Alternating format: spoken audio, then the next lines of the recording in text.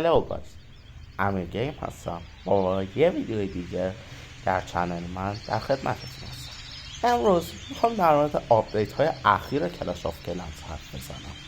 بخوام اگه قدیم ترین آپدیت رو بگم، توی یکی از آپدیت های کلاش آف کلنز یه قهرمان جدید ساخت. این قهرمان جدید اسم شاهزاده مینیون که برای این شاهزاده مینیون تا الان 4 تا پاور اضافه کرده که هر کدوم از اینا پاورات خاص خودشون دارن. و اگه بخوایم بهترین پاور شاهزاده مینیون رو بگیم، بهترین پاور اون روی تاریخ ارتش ارتقا داریم. بعد جز این کلاش آف کلنز یه کار خیلی بزرگ کرده توی آپدیت که اینه که زمان آموزش نیروها کاملا حذف کرده. یعنی ما الان میتونیم به صورت بی‌نهایت نیروها رو آموزش بدیم که این خیلی به ما کمک میکنه، به خاطر اینکه ما الان میتونیم استراتژی جدید رو به صورت خیلی آسون به خیلی زیاد تمرین کنیم تا بتونیم توی اونا استاد بشیم. و الان میتونیم یه خیلی استراتژی متنوع بسازیم بدون اینکه منتظر بشیم تا آماده بشن. کلاش آف کلنز توی چند آپدیت جدیدش چند تا نیروی جدید هم اضافه کرده.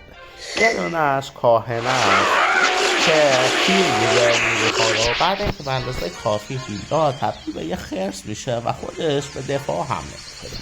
یه دونه دیگرش هم کوره، به زمان که کوره بذاره این روحای آتیش به ساختمونای جلوشون حمله میکنن. این کوره رو از کلش رویال آوردن.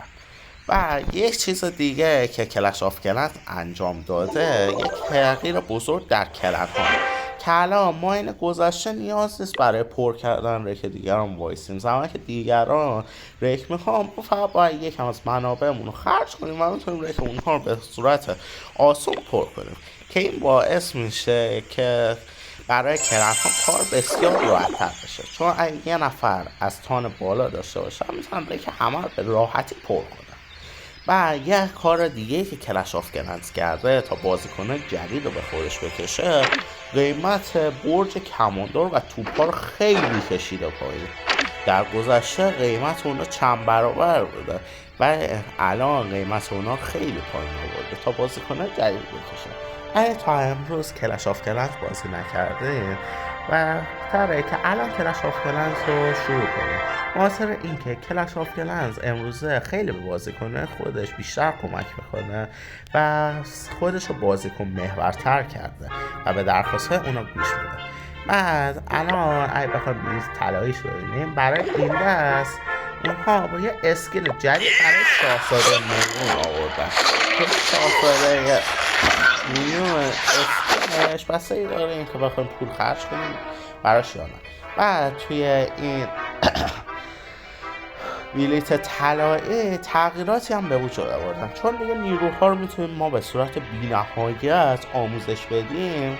به جای اونها چیزای جدید آوردن. یکیش کاهش زمان درخواست، اهدا با یک جواهر.